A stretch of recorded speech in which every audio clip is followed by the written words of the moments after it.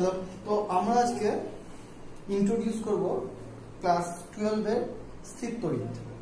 Class 12 এর এটা প্রথম ক্লাস। স্থির তড়িৎ আমরা প্রথমে শিখব, তারপরে চল তড়িৎ পরপর যাবে।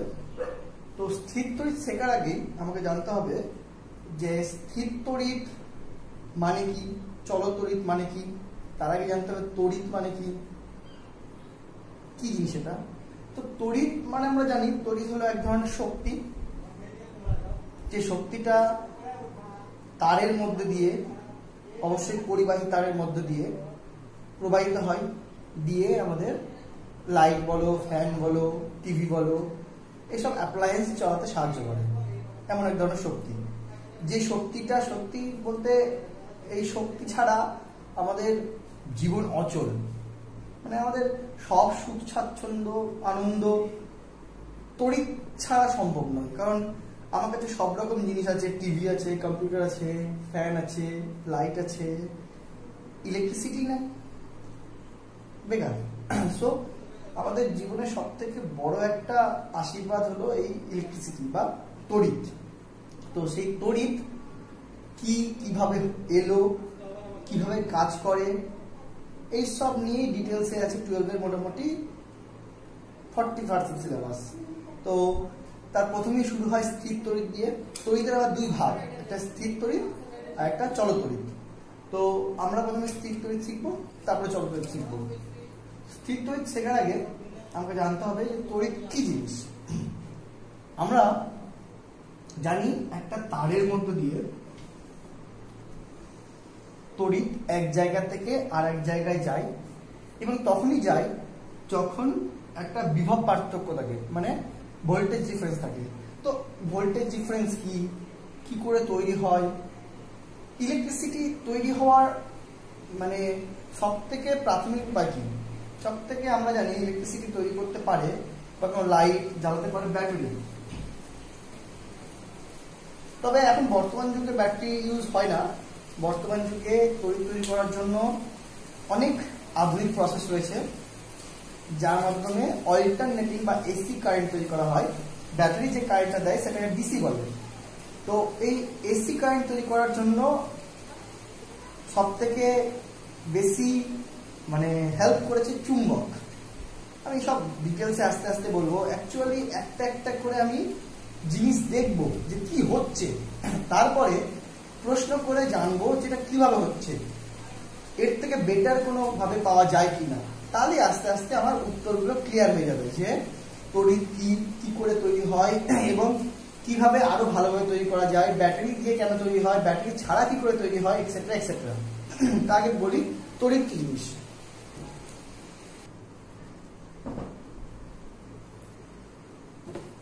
তো তড়িৎ কি জিনিস একদম শুরু থেকে শুরু করতে গেলে বলবো যে আমাদের সব থেকে বেসিক ধারণা হলো যে যে কোনো পদার্থ সৃষ্টি হয় মানে পরমাণু দিয়ে।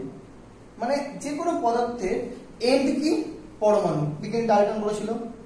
তারপরে এই পরমাণুকেও আবার ভাঙা যায়, সেটা আরো 3 বিজ্ঞানী মিলে বের করেছিল, স্যাডউইক, থমসন আর রাদারফোর্ড। যে এই 3টা পরমাণু মানে পরমাণু থেকেও আরো 3 ধরনের পার্টিকেল বা কণা বের করা যায়, যাদেরকে বলা হয় ইলেকট্রনস, প্রোটনস এন্ড নিউট্রনস। তো এই যে কণাগুলো, এই কণাগুলো সব পদার্থের মধ্যেই আছে, কারণ সব পদার্থেই পরমাণু আছে। মানে প্রত্যেকটা পদার্থই আমরা জানি পরমাণু দিয়ে তৈরি, আর পরমাণুর মধ্যেই রয়েছে ইলেকট্রন, প্রোটন এন্ড নিউট্রন। তো আমি শিওর যে প্রত্যেকটা পদার্থের মধ্যে এই 3 ধরনের কণা রয়েছে। এই 3 ধরনের কণার যখন ক্যারেক্টারাইজ করতে গেল, তখন সে তার রাদারফোর্ড তার পরীক্ষায় জানতে পারলো যে 3টা কণার মধ্যে এক ধরনের স্পেশাল পাওয়ার আছে। স্পেশাল পাওয়ারটা কি বললো, এই 3টা কণার যদি প্রোটনের কথা বলি, ইলেকট্রনের কথা বলি আর নিউট্রনের কথা বলি, তবে এই প্রোটন আর ইলেকট্রন এই দুটোর একটা স্পেশাল পাওয়ার আছে। কি পাওয়ার বলছে, এই দুটো পার্টিকেল একে অপরকে অ্যাট্রাক্ট করতে পারে। অ্যাজ ওয়েল অ্যাজ অন্য কোনো বস্তুকেও অ্যাট্রাক্ট করতে পারে, আবার নিজেদেরকে বিকর্ষণ অর্থাৎ রিপাল করতে পারে। মানে এই পার্টিকেল দুটোর আকর্ষণ আর বিকর্ষণ এই দুটো করার একটা ক্ষমতা রয়েছে। থার্ড পার্টিকেল নিউট্রন, এর এই আকর্ষণ বা বিকর্ষণ পাওয়ারটা নেই, এর হিউজ একটা পাওয়ার আছে যেটা পরে আমরা জানবো, কিন্তু আকর্ষণ বা বিকর্ষণ এই পাওয়ারটুকুটা রয়েছে প্রোটন আর ইলেকট্রনের মধ্যে। সো এই প্রোটন আর ইলেকট্রনের এই যে পাওয়ারটা আকর্ষণ বা বিকর্ষণ দুজনেই রয়েছে, দুজনেই আকর্ষণ করতে পারে অ্যাজ ওয়েল অ্যাজ দুজনেই বিকর্ষণ করতে পারে।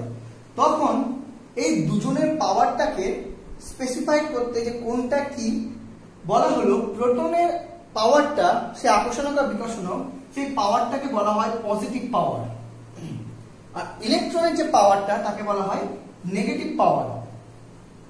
এবং এই পজিটিভ আর নেগেটিভ এই যে শক্তিটা, এরা যে আকর্ষণ বিকর্ষণের যে শক্তিটা তৈরি করে, সেই শক্তিটা দিয়েই আস্তে আস্তে আমরা তড়িতে ঢুকবো। কিভাবে ঢুকবো বলছে, এই প্রোটন আর ইলেকট্রন আর নিউট্রন মিলে যদি গোটা মানে ইয়েটা পরমাণুটা আমি দেখি ভেতরটা, তাহলে আমি জানতে পারি যে মাঝখানে একটা নিউক্লিয়াস নামে একটা জায়গা রয়েছে, সেইখানে এই প্রোটনস এন্ড নিউট্রনসরা থাকে, আর তার চারিদিকে গোল গোল করে কক্ষপথে থাকে ইলেকট্রনসরা। আমরা জানি ইলেকট্রনস থাকার একটা নির্দিষ্ট নিয়ম রয়েছে, সেটা কি, তাদের যে কক্ষপথগুলো, তাদের কক্ষপথে ম্যাক্সিমাম কতগুলো আটবে ইলেকট্রনস তার একটা নির্দিষ্ট নিয়ম রয়েছে। যেমন প্রথমটাতে দুটো আটে, তারপরেটাতে 8টা, এইভাবে তারপরেটাতে আরো 8টা, তারপরে 18 এক্সেট্রা এক্সেট্রা, এইভাবে 8। তো যে কোনো পরমাণু আমি জানি একটা অ্যাটমিক নাম্বার হয়, মানে পারমাণবিক সংখ্যা হয়। তো সেই পারমাণবিক সংখ্যা অনুযায়ী তার মধ্যে প্রোটনের এবং ইলেকট্রনের ডিটেলসটা জানা যায় যে কটা রয়েছে, এবং ইলেকট্রন ডিটেলসটা জানার পরেই আমরা তাদের বিন্যাসটা করতে পারি, যে প্রথম কক্ষে 2টো দিলাম, বাকিটা যেটা থাকলো সেটা পরের কক্ষে দিলাম, যদি বাই চান্স 8টার থেকে বেশি থাকে তাহলে আবার তার পরের কক্ষে। অর্থাৎ যে কোনো একটা ইলেকট্রন বিন্যাস দেখলে আমি দেখতে পাই যে কিছু ইলেকট্রনস একটা কক্ষপথে থাকার পর তার পরের কক্ষপথগুলো ফাঁকা থাকে, তখন সেই কক্ষপথটাকে বলা হয় লাস্ট কক্ষপথ, শেষ কক্ষপথ। তো যাই হোক, এই শেষ কক্ষপথের ইলেকট্রনসগুলো কিন্তু বা সমস্ত ইলেকট্রনসগুলোই এই নিউক্লিয়াসের প্রোটনের যে নিউক্লিয় বল, মানে প্রোটনের যে আকর্ষণ বলটা, কারণ প্রোটন পজিটিভ ইলেকট্রন নেগেটিভ, আমি কি বললাম, এরা আবার একে অপরকে আকর্ষণ করতে পারে। এই প্রোটনের দ্বারা, নিউক্লিয়াস দ্বারা ইলেকট্রনগুলো যে আকর্ষণ বল দ্বারা রয়েছে সেটাও কিন্তু স্থির তড়িৎ আকর্ষণ বল, সেটাও কি আস্তে আস্তে বুঝবে। তো সেই আকর্ষণে থাকে, আবদ্ধ থাকে পরমাণুতে। কিন্তু আমরা আস্তে আস্তে দেখবো যে যত দূর হবে দুটো আধানের মধ্যে, ডিস্টেন্সটা যত বেশি থাকবে, অ্যাট্রাকশন বা আকর্ষণটা একটু কমে, কমতে কমতে লাস্ট অরবিটে যেসব ইলেকট্রনসগুলো থাকে তাদের সাথে অ্যাট্রাকশন বলটা একটু কম হয়। ফলে কিছু কিছু পরমাণুর ক্ষেত্রে দেখব লাস্ট ইলেকট্রনসগুলো এই যে নিউক্লিয়াসের সাথে অ্যাট্রাকশনটা এত লুজ হয় যে তারা কখনো কখনো এই পরমাণুর কক্ষপথ থেকে বেরিয়ে চলে যায়। যখন তারা পরমাণু থেকে কক্ষপথ থেকে বেরিয়ে যায় তখন তাদের বলা হয় মুক্ত ইলেকট্রনস, ফ্রি ইলেকট্রনস। তো এগুলো কাদের মধ্যে হয়, বিশেষ করে পরিবাহী যারা, মানে ধাতু যারা অ্যাকচুয়ালি, সেই ধাতুর মধ্যেই দেখা যায় যে পরমাণুর নিউক্লিয়াসের সাথে ইলেকট্রনগুলোর বাউন্ডটা অত স্ট্রং থাকে না, লাস্ট কক্ষপথে অবশ্যই। তো সেখান থেকে ইলেকট্রনসগুলো কখনো কখনো বাইরে বেরিয়ে যায়, ফলে তারা গোটা ইসের মধ্যে, মানে ধাতুটার মধ্যে, পরমাণুর মধ্যে না, একদম বাইরে ঘোরাফেরা করে। তো যাই হোক, তো আমি যেটা বুঝলাম সেটা হলো যে একটা পরমাণুর মধ্যে এই ইলেকট্রনস প্রোটনস থাকে। এই ইলেকট্রন প্রোটনস এর মধ্যে ইলেকট্রনস গুলো কি হয়, ফ্রি হতে পারে। অবশ্যই প্রোটনস গুলো কখনো ফ্রি হয় না, কারণ ওরা নিউক্লিয়াসের মধ্যে বাউন্ড থাকে। তো যাই হোক, এই ইলেকট্রনস গুলোই যখন এক গুচ্ছ ভাবে থাকে, মনে করো একটা স্কুলে অনেক রকম ক্লাসরুম রয়েছে, অনেকগুলো, সেই ক্লাসরুম গুলো ইন্ডিভিজুয়াল একটা পরমাণু, ঠিক আছে? গোটা স্কুলটা একটা ধাতু সাপোজ। তাহলে সেই স্কুলের লাস্ট বেঞ্চের যে স্টুডেন্টসরা, কিছু কিছু স্টুডেন্ট যদি ক্লাস থেকে স্যারের সাথে যে অ্যাট্রাকশনটা কোনোভাবে যদি লুজ হয় এবং চুপ করে পালিয়ে যায়, তো তারা কি সিঙ্গেলি পালাবে? কখনো না গ্রুপ করে পালাবে, একজন বা দুজন বা কোনো তিনজন। তো সেরকমই, তো সে যখন বাইরে বেরাবে, বেরিয়ে কি দেখবে যে আশেপাশে অন্যান্য ক্লাস থেকে আরো কিছু কিছু স্টুডেন্ট গ্রুপ করে কোথাও কোথাও দাঁড়িয়ে আছে বা আড্ডা মারছে, etcetera etcetera. So same case এখানেও, যখন একটা গোটা পরিবাহীর প্রচুর পরমাণু থেকে তাদের লাস্ট কক্ষপথ থেকে ইলেকট্রন গুলো বেরাতে শুরু করে কিছু কিছু ক্ষেত্রে, তখন তারা গ্রুপ করে থাকে একটা জায়গায়। মনে করো এখানে 3টা ইলেকট্রন রয়েছে, এখানে 5টা, এখানে আবার 2টো, এখানে 1টা, এরকম। এরা কারা? এরা সব ফ্রি ইলেকট্রনস বেরিয়ে গেছে।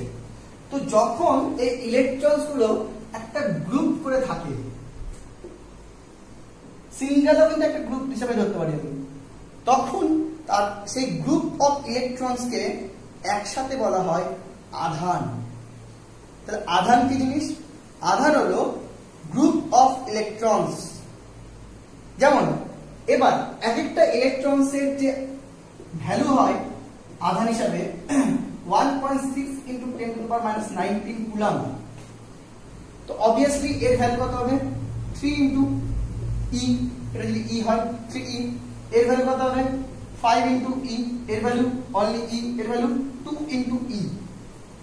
অর্থাৎ প্রত্যেকটা গ্রুপ সি কি ইলেকট্রনের গুণিতক, একটা ইলেকট্রনের আধানের গুণিতক।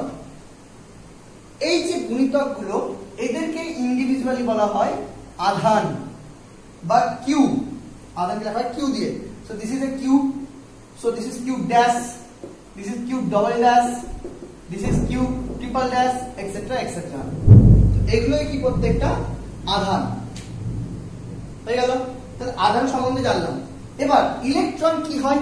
নেগেটিভ। তো অবভিয়াসলি the আধানস আর negative, so this q is negative 3e, এটা নেগেটিভ 5e, এটা নেগেটিভ e, এটা নেগেটিভ 2e।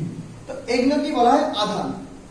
এবার একটা প্রশ্ন হলো যে আমি ইলেকট্রন তো জানলাম নেগেটিভ পাওয়ার বিশিষ্ট, তার আধানকে নেগেটিভ আধান বলা হয়, মাইনাস আধান বলা হয়, হলো। কিন্তু হোয়াট ইজ প্লাস আধান? প্লাস আধান কাকে বলেছিলাম? প্রোটন। প্রোটনের আধান হয় প্লাস। কিন্তু প্রশ্ন হলো প্রোটন আমরা পাবো কি করে? প্রোটন তো নিউক্লিয়াসের মধ্যে থাকে, ও তো কখনো ফ্রি হয় না, তো প্রোটন পেলাম কোথায়? তাহলে আমরা যখন মানে একটা কারেন্ট ফ্লো করার কথা বলবো, তখন দেখবো দু ধরনের বিভব হয়, একটা উচ্চ বিভব, একটা নিম্ন বিভব। এবার উচ্চ বিভব এই ব্যাপারটাকে ধরা হয় পজিটিভ আধানের আধিক্যতা, নিম্ন বিভব ধরা হয় নেগেটিভ আধানের আধিক্যতা বা পজিটিভ আধানের কম। কিন্তু এই পজিটিভ আধান তো একমাত্র প্রোটন, তো সেই পজিটিভ আধানটা আমি পাবো কি করে? বুঝাচ্ছি, খুব সিম্পল। প্রথমত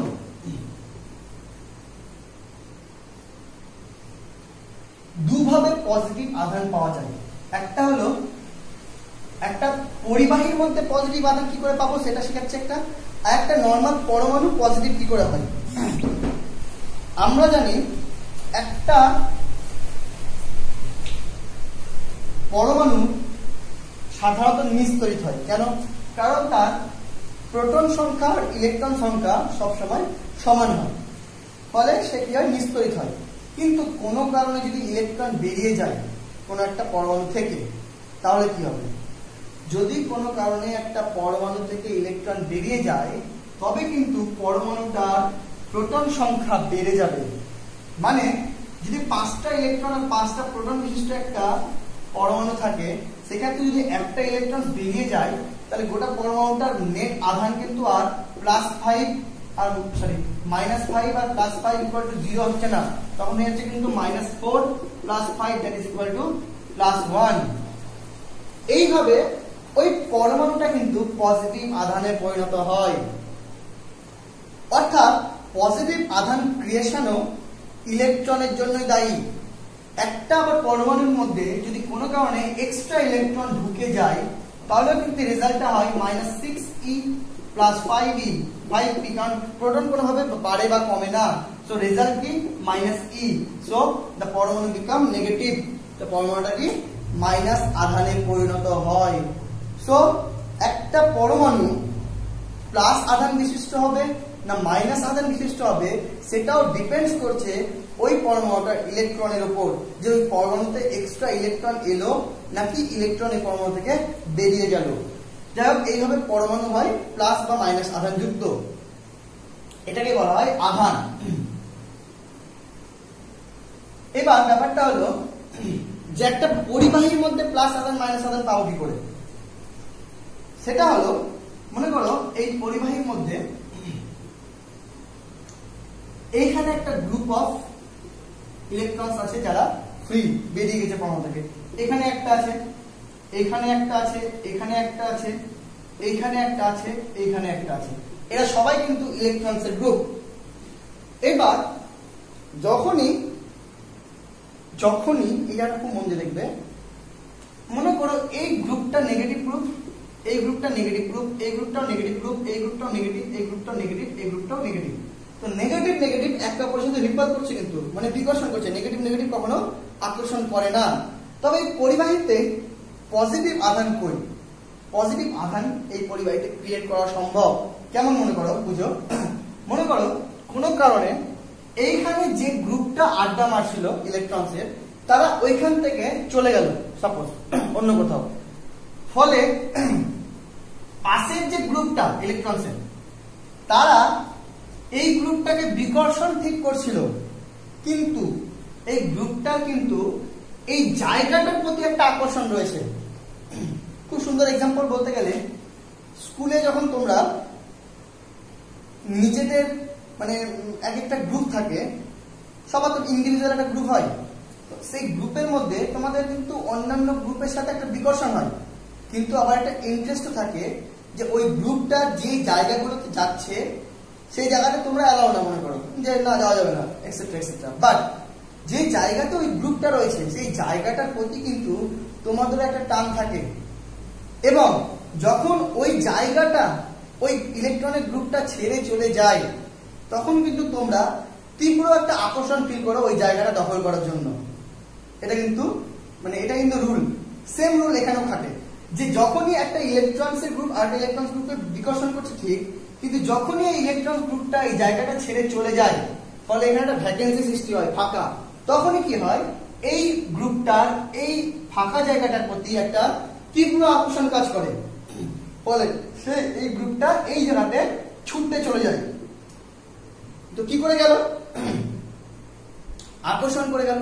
কে আকর্ষণ করলো, এই ফাঁকা স্থানটা কে ক্রিয়েট করলো, আগের যে ইলেকট্রনের গ্রুপ ছিল সে ক্রিয়েট করলো, তার ফাঁকা স্থানে চলে গেল কিন্তু এই নতুন ইলেকট্রনসের গ্রুপ।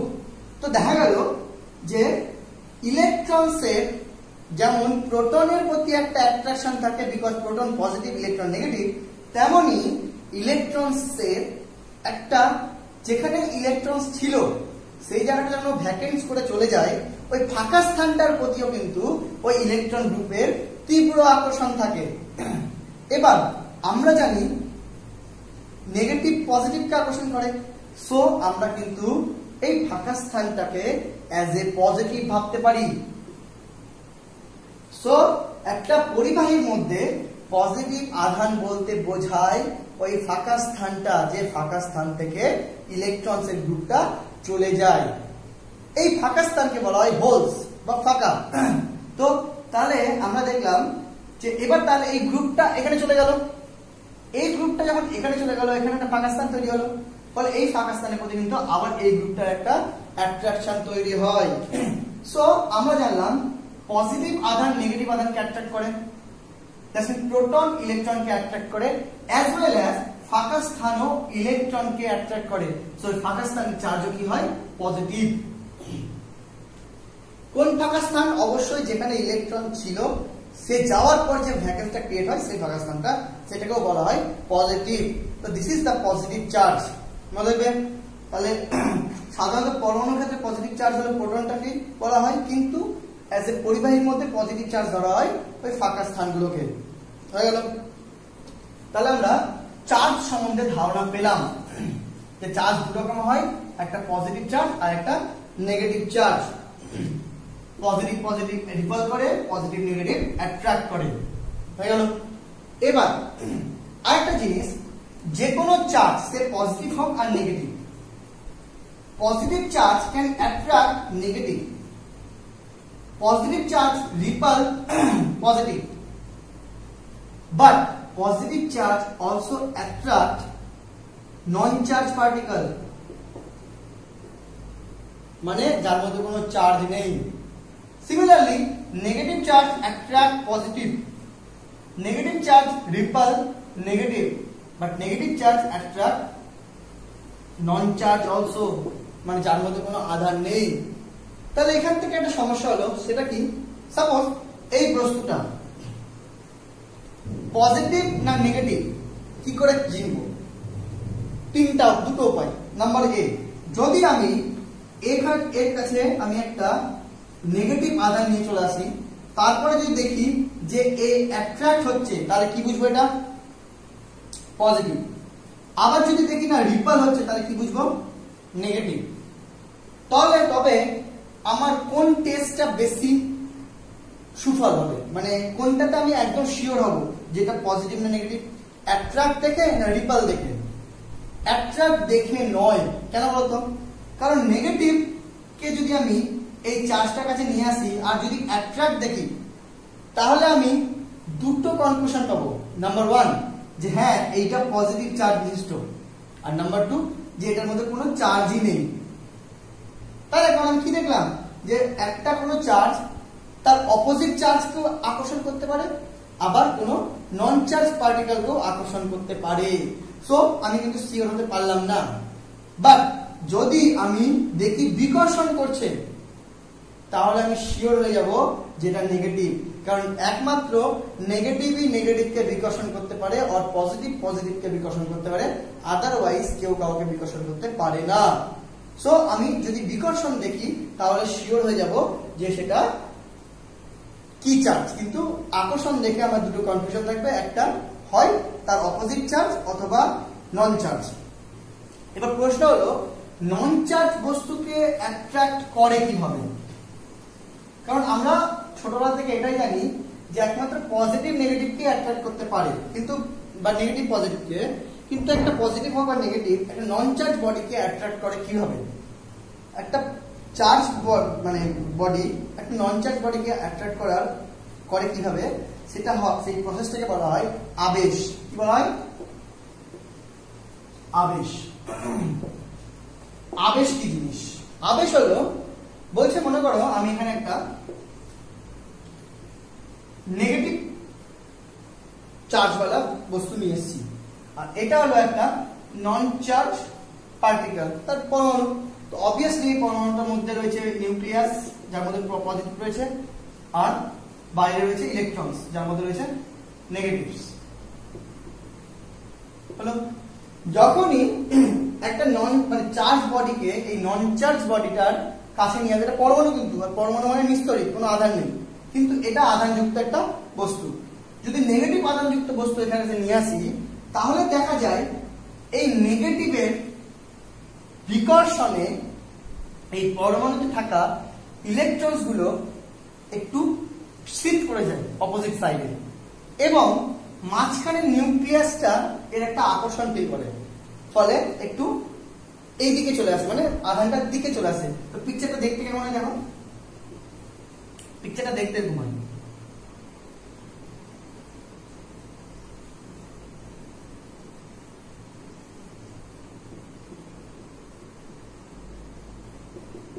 বুঝতে পারলেন? মানে নেগেটিভ গুলো একটু সরে যায়, দূরের দিকে চলে যায়, আর পজিটিভ গুলো এই আধানটার কাছে চলে আসে।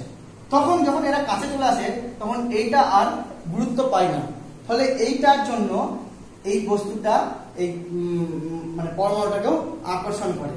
তো এই যে ঘটনাটা শিফটিং করে দিল, তখনই কিন্তু এটা একটা মানে চার্জ হয়ে গেল, পোলারাইজড হয়ে গেল দুপাশে, মানে পোলার হয়ে গেল, একটা এদিকে প্লাস এদিকে মাইনাস মেরু পেয়ে গেল একটা, এদিকে প্লাস মেরু এদিকে মাইনাস মেরু, ফলে কিন্তু এই প্লাস পোর্শনটা যেহেতু কাছে চলে এলো, ফলে এর কিন্তু এর প্রতি একটা আকর্ষণ সৃষ্টি হয়ে গেল। নেগেটিভটা কিন্তু তখন আর গুরুত্ব পাচ্ছে না, কারণ ওটা দূরে চলে গেছে, ফলে কিন্তু একে আকর্ষণ করতে শুরু করে দিল। নর্মাল মাইনাস পজিটিভটা আকর্ষণ করে, কিন্তু নন চার্জ বডি থাকলে সেটা কি হয়, যখন এই বস্তুটা সামনে আসে অটোমেটিক একটা পোল ভাগ হয়ে যায়। পোলে এর যে কাছের পোলটা সে কি হয়, এর দ্বারা আকর্ষিত হয়, এবং এই আকর্ষণটা এত তীব্র হয় যে ফলে এর যে নেগেটিভটা মানে বিকর্ষণটা তখন আর গুরুত্ব পায় না, ফলে এই বস্তুটা দ্বারা এটা আকর্ষিত হয়ে যায়। তাই জন্য আমরা দেখেছি যে চিরুনি দিয়ে চুল আঁচড়ানোর পর নর্মাল কাগজও কিন্তু সেই চিরুনিটা আকর্ষণ করে, কিন্তু যেখানে কাগজকে কিন্তু আমরা কোনো ঘষা মাজা করিনি। আচ্ছা, ঘষা থেকে মনে পড়লো যে চিরুনি দিয়ে চুল ঘষলে কেন আকর্ষণ হয়, ছোটবেলা পড়েছি, তাও আরেকবার জেনে নিই। চিরুনি আছে পরমাণু, ওর মধ্যে ইলেকট্রন রয়েছে, মানে লাস্ট কক্ষ রয়েছে। যখন চুলে ঘষাঘষি হয় ফলে চুলের পরমাণু লাস্ট কক্ষ আর চিরুনির পরমাণু লাস্ট কক্ষ এই দুজনের মধ্যে ধাক্কা খায়। ধাক্কা খেয়ে কি হয়, হয় চিরুনি থেকে অথবা চুল থেকে, যেখান থেকে হোক না কেন, পরমাণুর ইলেকট্রনসটা বেরিয়ে যেতে পারে লাস্ট কক্ষ থেকে। আর ইলেকট্রন যদি বেরিয়ে যায়, যদি চিরুনি থেকেই বেরায় তাহলে সেটা যাবে কোথায়, চুলে। আর যদি চুল থেকেই বেরায় তাহলে সেটা যাবে কোথায়, চিরুনিতে। যাই হোক না কেন পরমাণুটার পরমাণু থাকে না, হয় পজিটিভ বেশি হয়ে যায় অথবা নেগেটিভ বেশি হয়ে যায়। যদি চিরুনি থেকে ইলেকট্রন বেরিয়ে যায় তাহলে চিরুনিটা পজিটিভ হয়ে যায়, আর যদি চুল থেকে ইলেকট্রন চিরুনিতে ঢুকে যায় তাহলে চিরুনিটা নেগেটিভ হয়ে যায়। দুটা কেসেই চিরুনিটা হয়ে যায় চার্জ, মানে আধানযুক্ত। ফলে সেই আধানটাকে যখন আমি নন চার্জ বডির কাছে নিয়ে আসি, ওই কাগজের টুকরোগুলোর কাছে, তখন দেখা যায় এই আকর্ষণটা কাজ করে। কিসের জন্য, প্রথমে আবেশ হয়, তারপরে এই আকর্ষণটা হয়। বুঝা গেল? এই শিখলাম আমরা আধান আবেশ। আরেকটা জিনিস সেটা হলো বজ্র নিবারক। মানে এখন যে এত যে বিজলি পড়ে, বিজলিটা কোনো কারণে কারো বাড়িতে যেতে না পড়ে, কারণ উঁচু উঁচু বিল্ডিং গুলো, উঁচু উঁচু আমরা জানি উঁচু কাছে বিদ্যুৎ পড়ার সম্ভাবনা অনেক বেশি হয়। সেরকম অনেক উঁচু উঁচু বাড়ি হয়, সেই বাড়িগুলোতেও বিদ্যুৎ পড়ার সম্ভাবনা অনেক বেশি হয়। তো সেই বিদ্যুৎ যাতে না পড়ে তার জন্য ত্রিশূলের মতো সূচিমুখ ইউজ করা হয়। কেন ইউজ করা হয় তার আগে একটা জিনিস বলে দিই, মন দিয়ে শুনবে। সেটা হলো একটা বডিকে যদি আমি আধানগ্রস্ত করি, মানে তাকে যদি আধান দিই, সে পজিটিভ বা নেগেটিভ, এই আধানটা এর তলে, তল মানে বুঝলেন, মানে সারফেসে ছড়িয়ে যায়। কি হয়, চারদিকে সারফেসে ছড়িয়ে যায়। এবং এই ছড়ানোটা ডিপেন্ড করে এরিয়ার উপর। যেখানে এরিয়া যত কম সেইখানে আধানটা তত বেশি সঞ্চয় হয়। তার মানে একটা আধানকে যদি আমি একটা কোনো বডিকে দিয়ে দিই, তাহলে তার সারফেস এরিয়া যদি এ হয়, মানে তার যদি ক্ষেত্রফলটা, বডির ক্ষেত্রফল যদি এ হয়, আর যদি আধানের পরিমাণ কিউ হয়, তাহলে প্রত্যেকটা পয়েন্টে যতটাই আধান থাকবে সেটার ভ্যালু হলো কিউ বাই এ, মানে এরিয়ার মধ্যে সমান ভাগে ভাগ হয়ে যায়। এটাকে বলা হয় তলমাত্রিক ঘনত্ব, সিগমা। তো সিগমা ইকুয়াল কি হলো, আধান যতটি আধান আমি দিয়েছি বাই এরিয়া।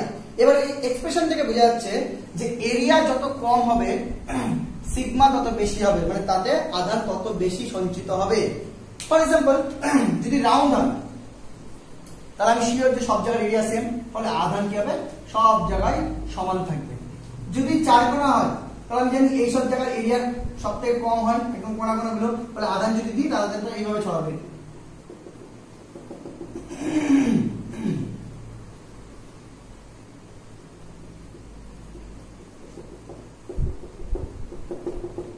বোঝা গেল, মানে কোনাগুলোতে অনেকটা বেশি আধান থাকবে।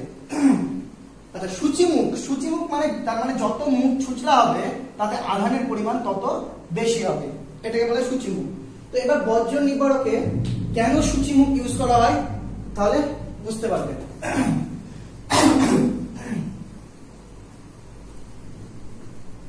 বুঝো, মনে করো এটা একটা বিল্ডিং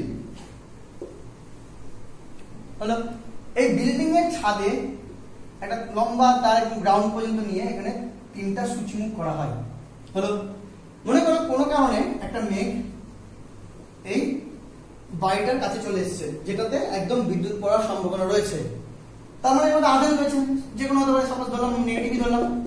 হলো যেই নেগেটিভ আধান এই মেঘটার মধ্যে রয়েছে, যেই এটা বায়ুটার কাছে আসবে, কাছে আসলে কি হবে, এই বায়ুটার ওপর ও একটা আহিত করবে, মানে আবেশ সৃষ্টি করবে। সেই আবেশের ফলে কি হবে, আধান তৈরি হবে। এবার সব থেকে বেশি আধান তৈরি হবে কোথায়, এই সূচিমুখী, কারণ এটার এরিয়া সব থেকে কম। এবার আধানটা কি তৈরি হয় আমি জানি, যে যখনই কোনো একটা নেগেটিভ বা পজিটিভ কিছু একটা আসে, তো দেখি পরমাণুর যেটা আধান তার বিপরীত আধানটা কাছে হয় আর সম আধানটা দূরে হয়। সো এটা যদি নেগেটিভ হয়, তার মানে এই জায়গাগুলোতে পজিটিভ আধান আবিষ্ট হবে, কাছে চলে আসবে, আর দূরপন্থী প্রান্তে এখানে নেগেটিভ আধান আবিষ্ট হবে। বুঝা গেল? এখানে পজিটিভ আধান, এখানে নেগেটিভ আধান। এইবার এই নেগেটিভ আধান তো পৃথিবীর সাথে লেগে আছে, এটা তো মুক্ত আধান, ফলে এটা পৃথিবীতে চলে গেল। সো এই জায়গাটাতে আধান নেই, গায়ে বাঁচলো কি খালি এই পজিটিভ আধানটা। এবার এই পজিটিভ আধানটার আশেপাশে যে ধূলিকণাগুলো আছে, সেই ধূলিকণাগুলো এই পজিটিভ আধানের সংস্পর্শে আসবে। অবশ্যই আধানের যে সংস্পর্শে আসবে, সাথে সাথে তারাও পজিটিভ হয়ে যাবে। ফলে এবার ধূলিকণাগুলো হয়ে গেল পজিটিভ। বুঝতে পারলে? কারণ তারা সংস্পর্শে এসে হচ্ছে, এটা কিন্তু আবেশের জন্য হয়নি। ধূলিকণাগুলো বা বায়ুকণাগুলো এর সংস্পর্শে এসে হলো কি পজিটিভ হলো। এবার এই তো দেখবো যে এই পজিটিভ দ্বারা এই পজিটিভ ধূলিকণাগুলো এখন বিকশিত হবে, আর এই নেগেটিভ মেঘ দ্বারা এই পজিটিভ ধূলিকণাগুলো আকর্ষিত হবে। ফলে দুটো ক্ষেত্রেই দেখবো এই মেঘের দিকে একটা বায়ুর মতো ধূলিকণাগুলো বয়ে যাবে।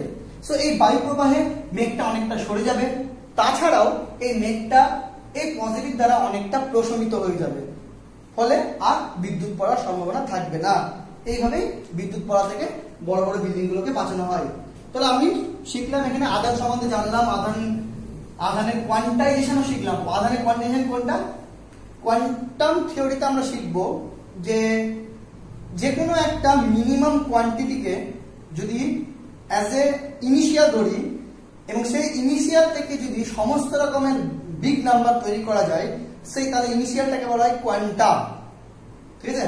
এই ব্যাপারটা কেমন মনে করে, 1 পয়সা, এটা কিন্তু একটা কোয়ান্টাম। কেন? কারণ 1 পয়সা যদি তোমার কাছে থাকে, তুমি যে কোনো অ্যামাউন্ট তৈরি করতে পারবে। কেমন করে? তোমাকে যদি 5 টাকা 70 পয়সা তৈরি করতে পারে, অবশ্যই তুমি কি করবে, 570 খানা 1 পয়সা নিবে, ব্যাস 570 × 1 তোমার হয়ে গেল 5 টাকা 70 পয়সা। তার মানে কি, এই কোয়ান্টা যে কোনো নরমালি গুণিতক করলেই আমি গুণ করলেই আমি যে কোনো অ্যামাউন্টের টাকা পেয়ে যাবো। সেরকম একটা ইলেকট্রনকে যদি আমি যে কোনো নাম্বার দিয়ে গুণ করি, n হোক 2 হোক 3 হোক, তাহলে আমি কিন্তু যে কোনো একটা আধান পেয়ে যাব। সেই জন্য এই nটা ইলেকট্রনকে বলা হয় কোয়ান্টা, গুণ করে যেগুলো পাওয়া যায় সেগুলোকে বলা হয় তোমার আধান। এই থিওরিটাকে বলা হয় কোয়ান্টাইজেশন। যাই হোক, হয়ে গেল। তাহলে আমরা আধান সম্বন্ধে জেনে ফেললাম। এর পরের ক্লাসে আমরা আধানের মধ্যে যে আকর্ষণ বিকর্ষণ হয়, সেটা কতটা পরিমাণে হয়, তার বল কত, সেইগুলো জানবো। এক কথায় কুলম্বস ল শিখবো।